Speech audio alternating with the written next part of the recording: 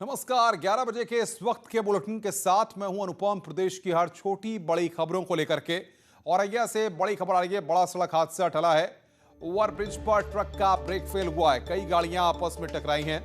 Overbridge पर जाम लगा हुआ है। दिबियापुर थाना के ओवरब्रिज का ये पूरा मामला है, जहां पर फिलहाल जाम लगा हुआ है।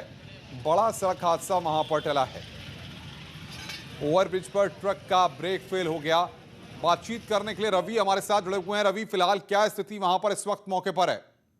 देखिए अनुपम, मैं आपको बता दूं कि यहाँ पर एक दिबियापुर ओवरब्रिज जो रेलवे लाइन के ऊपर बना हुआ है, यहाँ पे एक ट्रक दिबियापुर से औरैया की ओर आ रहा था। अचानक उसका ब्रेक फेल हुआ, जिसके कारण वह अनियंत्रित हो गया और वह बिल्कुल आगे जाके गाड़ियों से टकरा गया। लेकिन गनीमत थी कि आगे एक प्राइवेट बस खड़ी हुई थी, जिसके लेकर वो ट्रक उस बस से रुक गया। लेकिन इस दौरान पीछे से आ रही लगभग आधा दर्जन वाहन आपस में टकरा गए। लेकिन सबसे बड़ी बात ये रही कि कोई भी नुकसान नहीं हुआ है, किसी भी प्रकार को कोई चोट नहीं लगी है और मौके पर पहुंची पुलिस ने जाम को खुलवा दिया है और ट्रक को किनारे लगा दिया है। बहुत बहुत शुक्रिया रवि हमारे साथ जुड़ने के लिए और बातचीत करने के लिए। आगे बढ़ते हैं। कोवैक्सीन के बूस्टर डोज का ट्रायल, कोवैक्सीन के तीसरे डोज का ट्रायल जल्द होगा। आपको बता दें कि दूसरे डोज के बाद दी जाएगी बूस्टर डोज। कुछ वॉलंटियर्स पर होगा ट्रायल। बूस्टर डोज के बाद एफिकेसी की जांच होगी। अभी 81% है कोवैक्सीन की एफिकेसी। तो कोवैक्सीन के तीसरे डोज का ट्रायल जल्द होगा। कोवैक्सीन के बूस्टर डोज का ट्रायल जल्द होगा। यह बड़ी खबर। कुछ वॉलंटियर्स पर इसका ट्रायल होगा। और बातचीत करने के लिए हमारी दिल्ली संवाददाता रंजीता झा हमारे साथ जुड़ रही हैं। रंजीता, क्या जानकारी आपको मिल पा रही है? अनुपम, देखिए, ये जो नई खबर है वो ये कि कोवैक्सीन जो स्वदेशी वैक्सीन है कोरोना की, भारत बायोटेक की वैक्सीन, उसका बूस्टर डोज का ट्रायल जल्द ही शुरू किया जाएगा। ये खबर निकल कर आ रही है।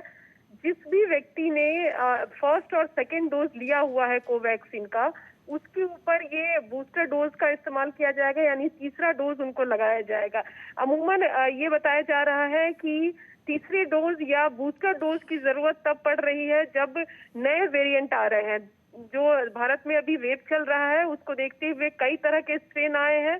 डबल म्यूटेंट है भारत में कोरोना के, उसको देखते हुए इस बूस्टर डोज का ट्रायल किया जाएगा। उस पर निगरानी रखी जाएगी वॉलंटियर पर, और देखा जाएगा कि इस बूस्टर डोज का कितना असर उस व्यक्ति पर पड़ता है, खासकर इस समय जब दूसरे वेव को हम देख रहे हैं और तीसरे वेव की आशंका बताई जा रही है।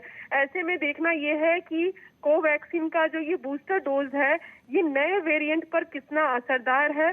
और ट्रायल में अगर जिस तरह की चीजों की उम्मीद की जा रही है कि ट्रायल में बेहतर नतीजे आते हैं, उसके बाद सरकार इसको लेकर फैसला भी ले सकती है कि बूस्टर डोज भी आम जनता तक पहुंचाए जा सके। रंजीता, बहुत बहुत शुक्रिया आपका। आप नजर बना के रखिए, आगे भी हम आपसे अपडेट लेते रहेंगे। रंजीता झा हमारी संवाददाता इस वक्त की बड़ी खबर पर हमें अपडेट दे रहेंगे।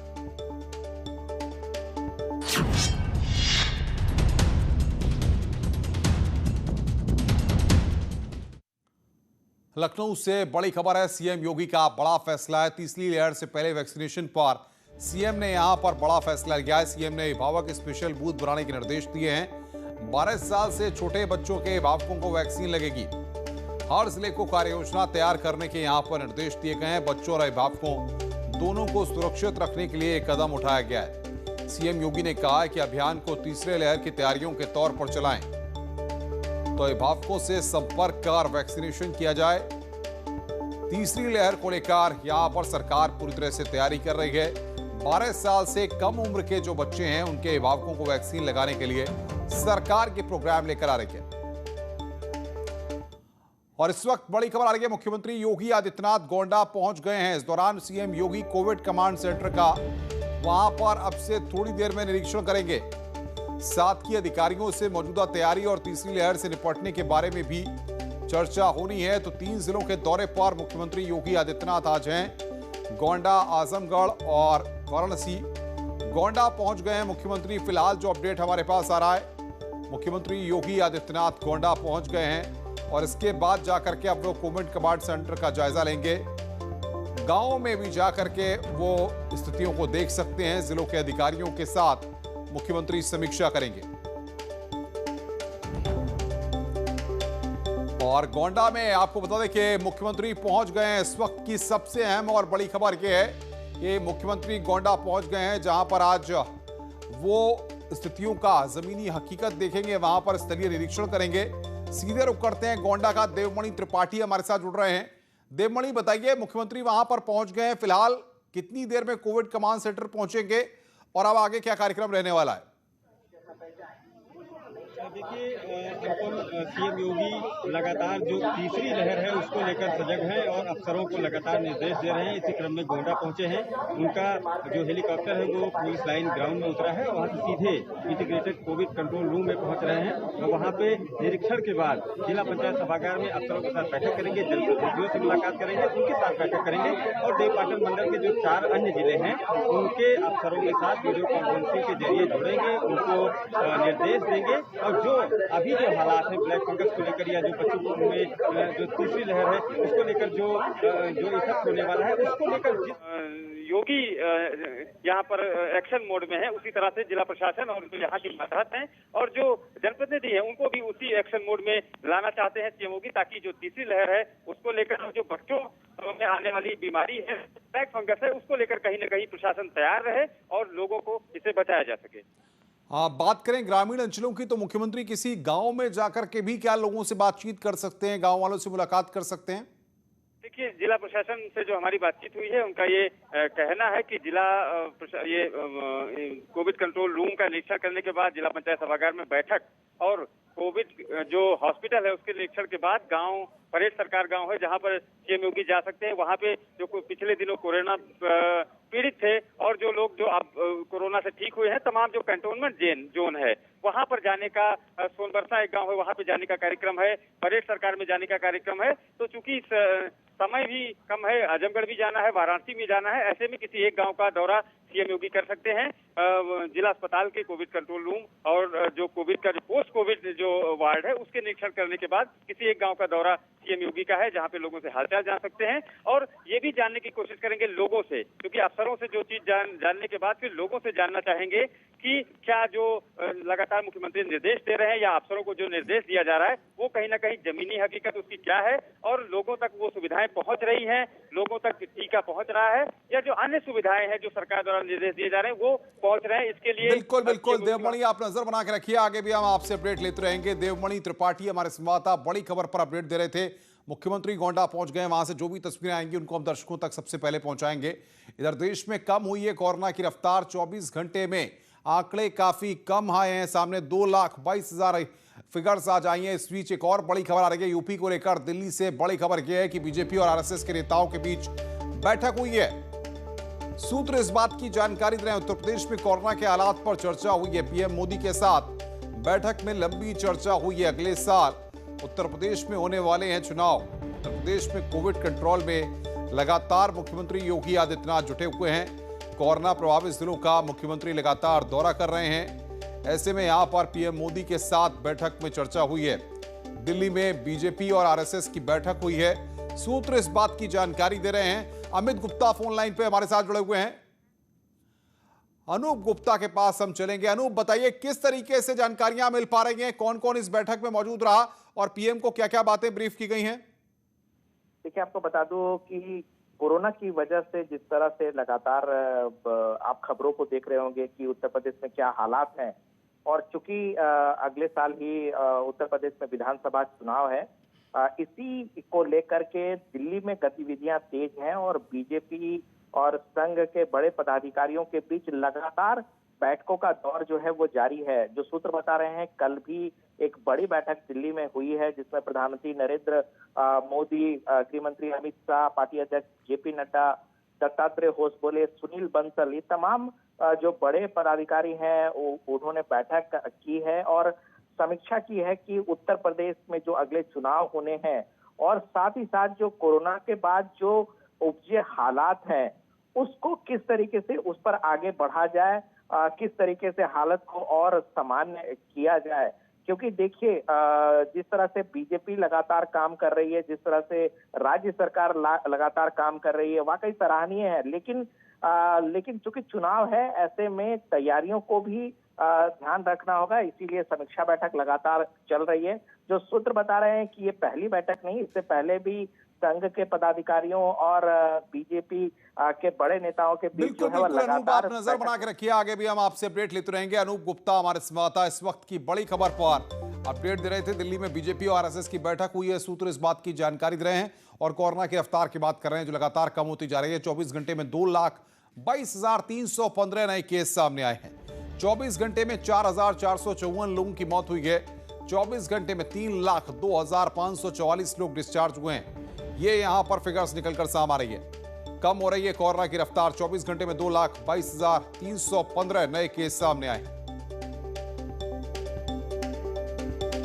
और अगर उत्तर प्रदेश की बात करें तो उत्तर प्रदेश में लगातार टेस्ट बढ़ रहे हैं, केस घट रहे हैं। उत्तर प्रदेश में तेजी से कम हो रहे हैं कोरोना के केस। प्रदेश में 24 घंटे में 3,981 केस सामने आए हैं। एक दिन में 11,918 मरीज ठीक हुए हैं। एक्टिव केस घटकर अब 76,700 पहुंच गए हैं। 24 घंटे में प्रदेश में 3,26,000 टेस्ट हुए हैं। तो उत्तर प्रदेश में कोविड पॉजिटिव केसेस का आंकड़ा लगातार कम होता जा रहा है। आगे बढ़ते हैं। प्रयागराज मंडल में योगी सरकार का 3T फॉर्मूला कारगर होता दिखाई दे रहा है। प्रयागराज मंडल में कोरोना संक्रमण की दर 18% से घटकर 1.42% पर आ गई है, जबकि प्रयागराज जिले में कोरोना संक्रमण की दर 1.5% है। प्रयागराज मंडल के कमिश्नर संजय गोयल के मुताबिक जहां 3T फॉर्मूला बेहद कारगर साबित हो रहा है, वहीं कंटेनमेंट जोन बनाकर गूगल की हीटिंग मैप टेक्नोलॉजी का बेहतर इस्तेमाल किया गया है, जिससे संक्रमण को रोकने में तेजी आई है। उसके माध्यम से जो प्रत्येक हमारे पॉजिटिव केसेस आए थे उनके लैटिट्यूड लॉन्गिट्यूड को चिन्हित करते हुए मैप पे प्लॉट करके हमने ये एरिया निकाले जहाँ पे सबसे ज़्यादा अधिक संक्रमण थे और उससे हमने हीट मैप्स जनरेट किए। उससे हमें फ़ायदा यह हुआ कि एक जो एरिया जो हमारे अत्यधिक संक्रमण वाले थे वो हमारे आइडेंटिफाई हो गए थे और उसमें चिन्हित करते हुए हमने 1 स्क्वायर किलोमीटर या 1.5 स्क्वायर किलोमीटर के बड़े वृहत कंटेनमेंट जोन्स बनाए थे और उस पर सख्ती से हमने कार्रवाई करी थी इन टर्म्स ऑफ एनफोर्समेंट। और उसका फ़ायदा ये हुआ था कि जब हमने इसकी कंपैरेटिव एनालिसिस करी 1 हफ्ते बाद और 10 दिन बाद में, तो वहाँ पे केसेस जो नए केसेस आ रहे थे उनमें काफ़ी कमी हमें मिली है। कोरोना के बढ़ते संक्रमण को रोकने के लिए योगी सरकार ने TTT का फार्मूला दिया। TTT यानी कि ट्रेस, टेस्ट और ट्रीट। इस फार्मूले के तहत जहां पर कोरोना के आंकड़ों में कमी आई, वहीं संगम नगरी प्रयागराज में एक और फार्मूले का प्रयोग किया गया और यह फार्मूला था स्मार्ट सिटी के तहत ICCC यहां पर स्थापित है और इसी के तहत हीटिंग मैप टेक्नोलॉजी का यहां पर इस्तेमाल किया गया गूगल के जरिए। और ऐसे containment zone 1 kilometre square area के बनाए गए जहां पर केसेस की संख्या ज़्यादा थी। कुल 14 ऐसे कंटेनमेंट जोन बनाए गए जिनकी मॉनिटरिंग गूगल के जरिए की गई और वहां पर लॉन्गिट्यूड और लैटिट्यूड निकाला गया और उसके आधार पर यह देखा गया कि किस एरिया में कितने ज़्यादा संक्रमित लोग हैं और यहाँ पर सख्ती बढ़ाई गई, यहाँ पर इन्फोर्समेंट किया गया और 1 हफ्ते बाद जब रिजल्ट देखा गया तो वो उत्साहजनक थे। हालांकि 14 में 3 ऐसे भी कंटेनमेंट जोन थे जहाँ पर रिजल्ट अच्छे नहीं थे। इसका मतलब ये साफ निकाला गया कि यहाँ पर सख्ती और बढ़ाए जाने की जरूरत है, जिसके बाद पुलिस और प्रशासन को निर्देश दिए गए और अगले 1 हफ्ते बाद जब वहाँ पर देखा गया तो वहाँ पर केसेस की संख्या में कमी आई। तो ये कह सकते हैं कि यहाँ पर साइंटिफिक तरीके से काम किया गया और हीटिंग मैप टेक्नोलॉजी के जरिए भी यहाँ पर निगरानी की गई, जिसके चलते कोरोना संक्रमितों की संख्या में प्रयागराज में भारी कमी आई है। कैमरा पर्सन संजीव मिश्रा के साथ सर्वेश दुबे, न्यूज़ 18 प्रयागराज। आगे बढ़ते हैं। मलिहाबाद के मशहूर आमों को कोरोना योद्धाओं का नाम दिया गया है। पद्मश्री से सम्मानित हाजी कलीमुल्ला खान ने अपनी नर्सरी में आम की नई प्रजातियों का नाम कोरोना योद्धाओं के नाम पर रखा है। उन्होंने इन फ्रंटलाइन वर्कर्स का नाम आम को दिया है जिन्होंने कोरोना काल में अपनी जान गंवाई है।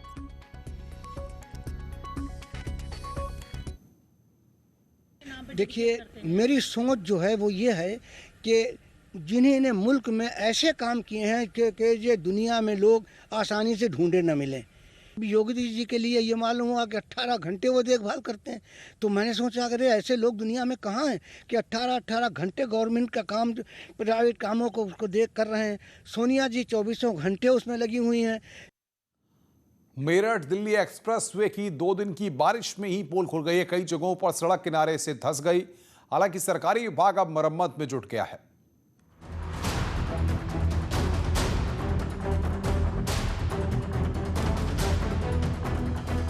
पिछले महीने पश्चिमी यूपी को तोहफे में मिली सड़क की 2 दिन की बारिश ने पोल खोल दी। टाउटे तूफान के कारण हुई बारिश में इस एक्सप्रेसवे के किनारे की मिट्टी धंस गई, जिससे कई जगहों पर एक्सप्रेसवे में दरार आ गई। हालांकि विभाग ने मरम्मत के लिए 70 कर्मचारियों को मौके पर लगा दिया है।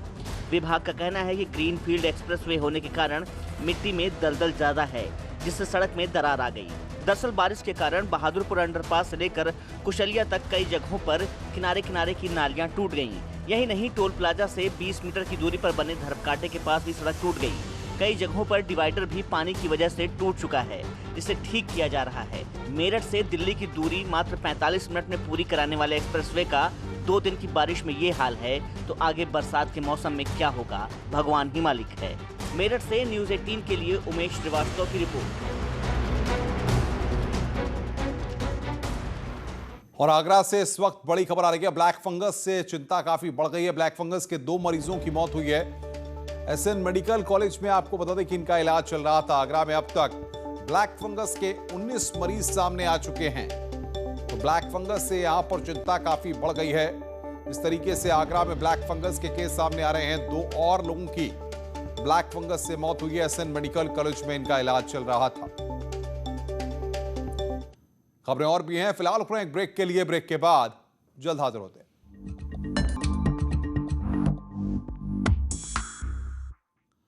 बड़ी खबर की बात करेंगे। आगरा में मुठभेड़ हुई है। खनन माफियाओं से पुलिस की मुठभेड़ हुई है। राजस्थान बॉर्डर पर यह मुठभेड़ हुई है। अवैध खनन के लिए बॉर्डर में घुसने की कोशिश। दोनों तरफ से कई राउंड गोलियां चली हैं। तो ट्रैक्टर ट्रॉली छोड़कर फरार हुए हैं आरोपी। खैरागढ़ इलाके में बीती रात ये मुठभेड़ हुई है। बड़ी खबर इस वक्त की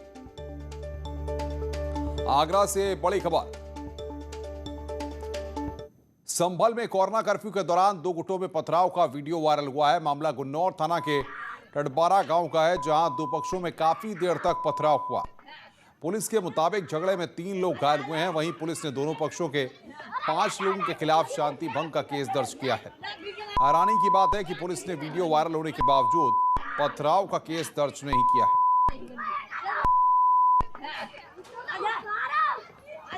ये वीडियो हम आपको दिखा रहे हैं। न्यूज़ 18 इस वीडियो की पुष्टि नहीं करता है।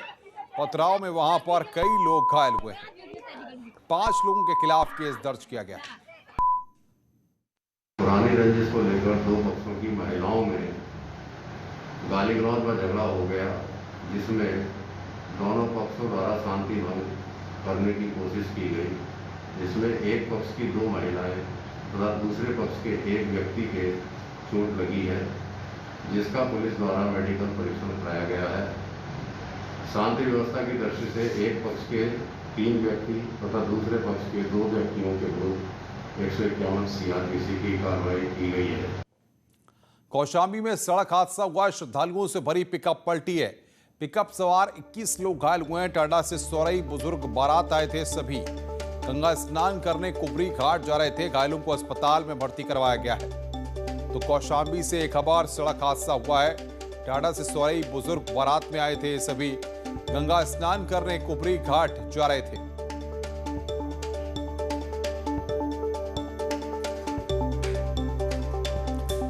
हापुड़ से खबर, जहां पर खेत में 12 फीट लंबा अजगर निकलने से अफरा तफरी मच गई है। बाबूगुड़ थाना इलाके के उपेड़ा गांव में कई किसान खेत में काम कर रहे थे। इसी दौरान अजगर सामने आ गया। कुछ किसानों ने अजगर को खुद ही पकड़कर बोरे में बंद कर दिया और फिर जंगल में ले जाकर छोड़ दिया। बताया जा रहा है कि वन विभाग के अधिकारियों को भी खबर दी गई थी, लेकिन काफी देर तक वन विभाग की टीम नहीं पहुंची। इसके बाद किसानों ने हिम्मत दिखाते हुए उसे पकड़ा है।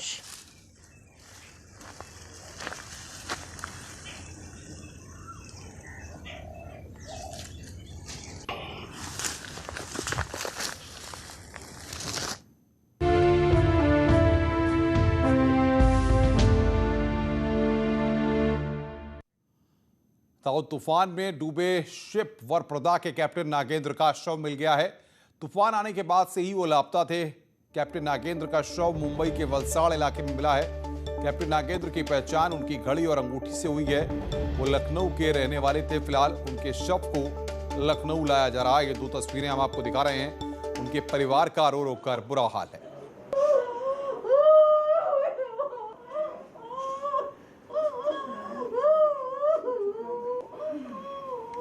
तो लखनऊ में नागेंद्र की फैमिली रहती है। जैसे ही उन्हें इस बात की जानकारी हुई कि नागेंद्र का शव मुंबई के वलसाड़ में मिला है, आपको बता दें कि तूफान में लापता होने के बाद परिवार के लोग लगातार उनकी तलाश में, उनके बारे में जानकारी हासिल करने में जुटे हुए रहे हैं। लेकिन जैसे ही ये दुखद खबर आई, परिवार का रो रो कर बुरा हाल है।